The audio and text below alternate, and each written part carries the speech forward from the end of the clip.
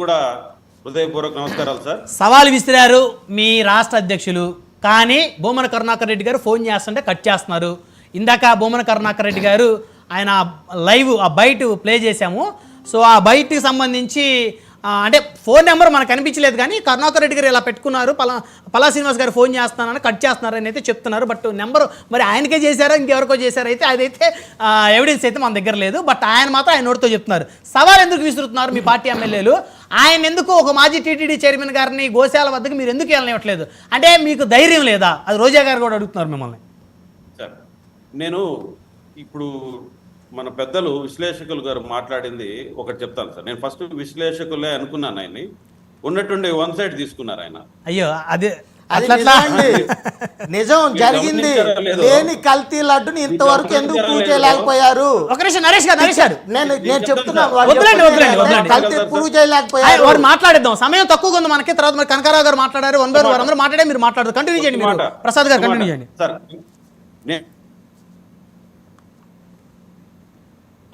ఇది ఒక దేవుడికి సంబంధించిన విషయం సార్. కొన్ని కోట్ల మందికి మనోభావాలకు సంబంధించిన విషయం.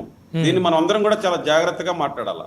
ఎవరికి తోచినట్టు మాట్లాడితే ఇది మనందరినీ కాపాడాల్సిన దేవుడి గురించి సబ్జెక్ట్ కాబట్టి నేను కూడా ఒళ్ళు దగ్గర పెట్టుకునే మాట్లాడతాను. ఇక్కడ చెప్పాలి సార్, ఇంతకుముందు అంబటి రాంబాబు గారు కావచ్చు, రోజా గారు కావచ్చు, వాళ్ళ మాటలు మీరు వినిపించారు. ఇద్దరు ఆణిముత్యాల మాటలు మనం చాలా గొప్ప వ్యక్తుల మాటలు విన్నాం. మనం ఒకటే ఇద్దరు మాట్లాడినా కూడా ఒకటి మాత్రం నిజం చెప్పారు వాళ్ళు. ఏంటంటే ఆ దేవుడితో పెట్టుకుంటే ఏమవుతామో అని పవన్ కళ్యాణ్ గారిని కూడా కోట్ చేస్తూ చెప్పారు సార్. మరి మీరు ఒక నాస్తికుడిని చైర్మన్ చేసినందుకు, అదేవిధంగా బూతుల్నే సుప్రభాతాలుగా ప్రచారం చేసినటువంటి వాళ్ళని శ్వేత లాంటి ప్రతిష్టాత్మకమైన సంస్థల్లో డైరెక్టర్లుగా పెట్టినందుకు మీ ముఖ్యమంత్రులకి ఆ గతి పట్టిందని మేము అనుకోవాలన్నా? స్ట్రైట్గా వచ్చారు, అందుకే అనుకోవాలా? ఎంత దారుణం అండి. బిడ్డ ఒక దురదృష్టవశాత్తు ఒక ప్రమాదానికి గురైతే దాన్ని కూడా ఈ సంఘటనకి వాళ్ళు వాడుకుంటున్నారంటే ఎవరు రాజకీయాలు చేస్తున్నారు ఇక్కడ? ఎవరు మత రాజకీయాలు చేస్తున్నారు? క్లియర్ గా అర్థమవుతుందా లేదా? అది ఒక విషయం. ఇకపోతే ఈ రోజు జరిగిన సంఘటన, ఎవరిని ఆపారు, ఎవరు సవాలు విసుకున్నారని పక్కన పెడితే, నోరు లేని మూగ జీవాలు ఇక్కడ మనం అందరం గమనించాల్సిన విషయం. వాటి బాధలను అవి చెప్పుకోలేవు, ఎవరికి చెప్పుకోలేవు. కాకపోతే అత్యంత ముఖ్యమైన విషయాన్ని కరుణాకర్ రెడ్డి గారు లేవరెత్తనలే అనుకోవాలి. దాన్ని నివృత్తి చేసుకోవడానికి అనేక మార్గాలు ఉన్నాయి. ఆయన గతంలో పనిచేసిన చైర్మన్ గా ఆయన వివరాలు తెప్పించుకోవచ్చు.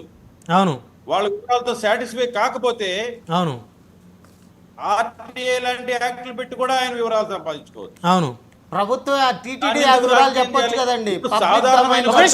మాట్లాడిన తర్వాత మీరు నోట్ చేసుకోండి ప్లీజ్, దయచేసి చెప్పొచ్చు కదా. మాట్లాడివ్వండి సార్. మీరు విశ్లేషకులుగా మేము గౌరవిస్తాము, మా మాట విని. ఎందుకున్నానంటే మా లాంటి వాళ్ళు సాధారణమైన వాళ్ళైతే రోడ్డున పడచ్చు.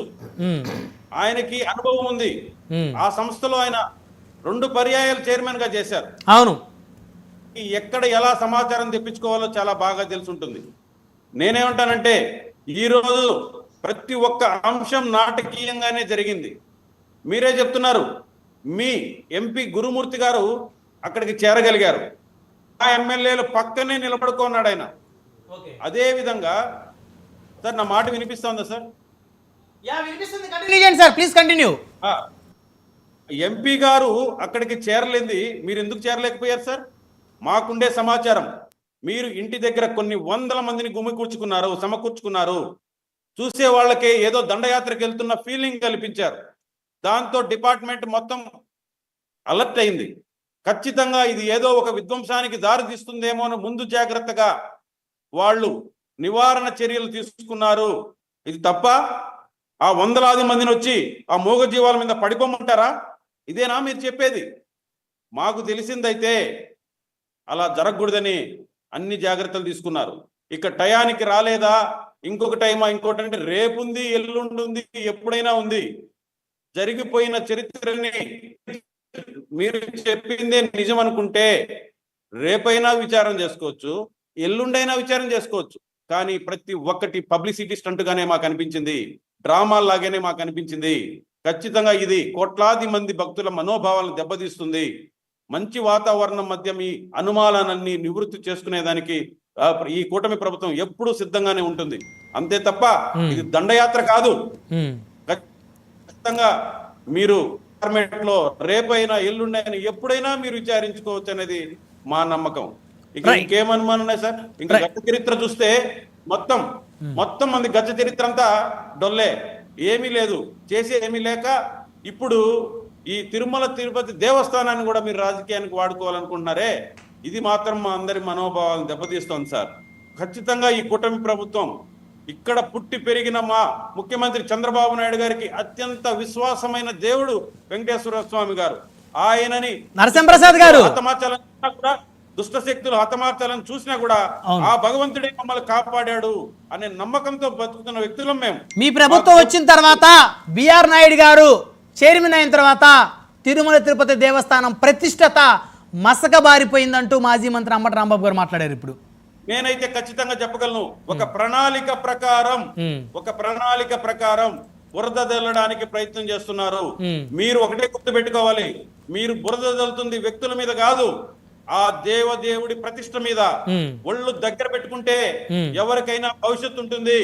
లేదంటే మీరు చెప్పినట్టుగానే గతంలో మన ముఖ్యమంత్రులు ఏమయ్యారో ఒక్కసారి ఆలోచించుకోండి.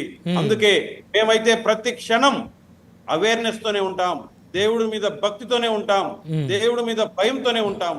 ఎక్కడ చిన్న తప్పు జరిగినా గ్రహించాం. ఇంకొక మాట సార్, ఒక్క మాట, ఆయన ఏదో మద్యం దొరికిందని ఇంకొకటిని పెద్ద పదాలు వాడుతున్నాడు.